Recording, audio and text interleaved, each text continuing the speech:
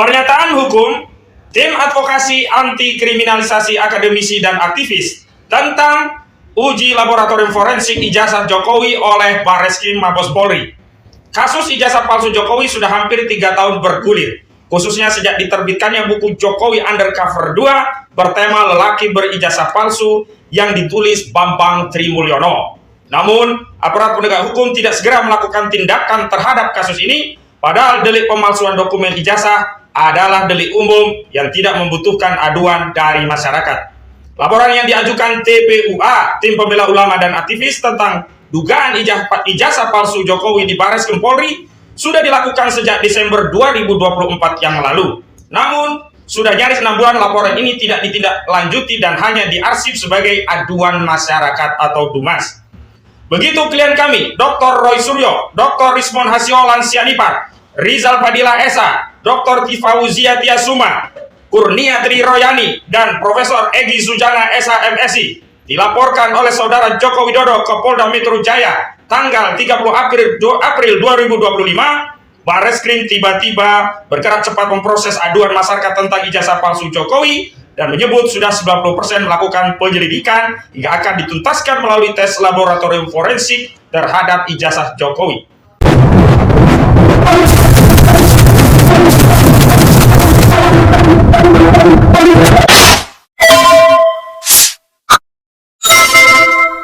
Berkenaan dengan hal itu, Tim Advokasi Anti Kriminalisasi Akademisi dan Aktivis menyatakan sikap. Pertama, kami menolak hasil tes laboratorium forensik secara sepihak oleh Barreskrim Polri karena proses yang sepihak ini syarat muatan politik, tidak egaliter, tidak transparan, tidak kredibel, dan tidak akuntabel.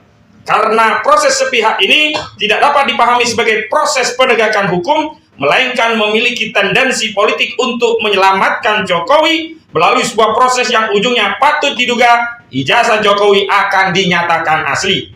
Kedua, aduan masyarakat atau DUMAS yang ditindaklanjuti dengan laporan informasi bukanlah tindakan pro justisia. Proses dalam tahapan ini hanyalah pra pemeriksaan untuk menentukan apakah aduan masyarakat layak direkomendasikan untuk dilanjutkan pada tindakan pro justisia dengan diterbitkan laporan polisi. Sehingga tindakan ini tidak atau belum masuk pada substansi dugaan tindak pidana yang dilakukan, apalagi untuk melegitimasi keabsahan sebuah dokumen ijazah Jokowi. Ketiga, karena itu kami menduga kuat ada motif penyelamatan kepentingan Jokowi sekaligus melegitimasi kriminalisasi terhadap klien kami melalui proses yang dilakukan Barreskrim Mabes Polri yang akan melakukan uji laboratorium forensik.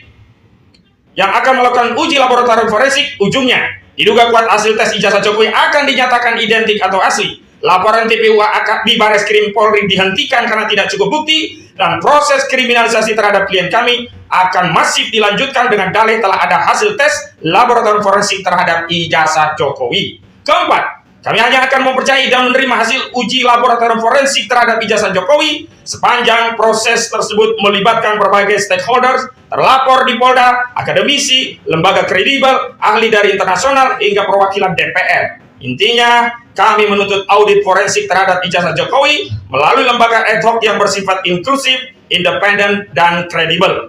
Demikian pernyataan hukum disampaikan. Jakarta, 12 Mei 2025, Tim Advokasi Anti Kriminalisasi Akademisi dan Aktivis, tertanda Petrus Salestinus SH Koordinator Litigasi, Ahmad Kosidudun SH Koordinator Non Litigasi.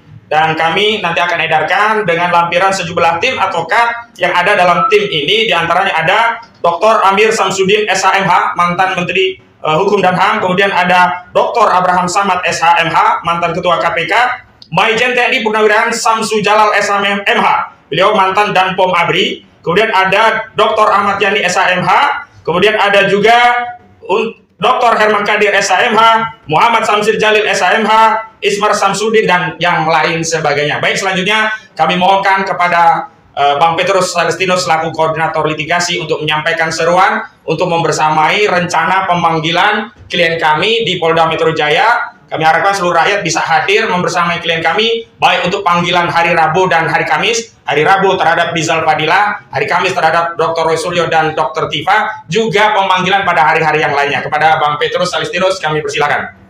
Baik, terkait dengan upaya kriminalisasi yang saat ini tengah berjalan, kami menghimbau kepada rekan-rekan advokat, para praktisi hukum, supaya kita semua bersatu memberikan dukungan kepada Mas Roy Suryo dan kawan-kawan yang saat ini menghadapi proses yang secara nyata menurut pandangan kita ini bagian dari kriminalisasi, supaya proses ini berjalan secara benar, terutama pihak Polri harus netral. Pihak Polri tidak boleh berpihak karena dalam kaitan dengan respons terhadap laporan Jokowi dalam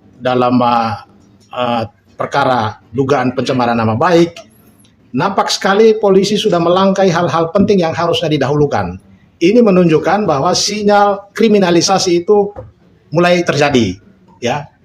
Panggilan terhadap terlapor dengan agenda klarifikasi itu sebetulnya langkah yang menurut kita keliru besar, karena yang harus diklarifikasi adalah pihak pelapor.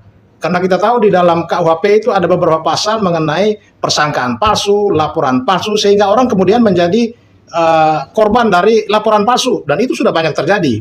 Nah, kami minta supaya dalam kaitan dengan perkara ini seharusnya Polri menjadikan momentum untuk berbenah, bertindak secara objektif, terutama memberikan pelayanan keadilan secara benar. Saya kira itu. Baik, terima kasih. Mungkin ada yang lain sebelum ditutup? Ada? Cukup ya. Cukup demikian. Wassalamualaikum warahmatullahi wabarakatuh.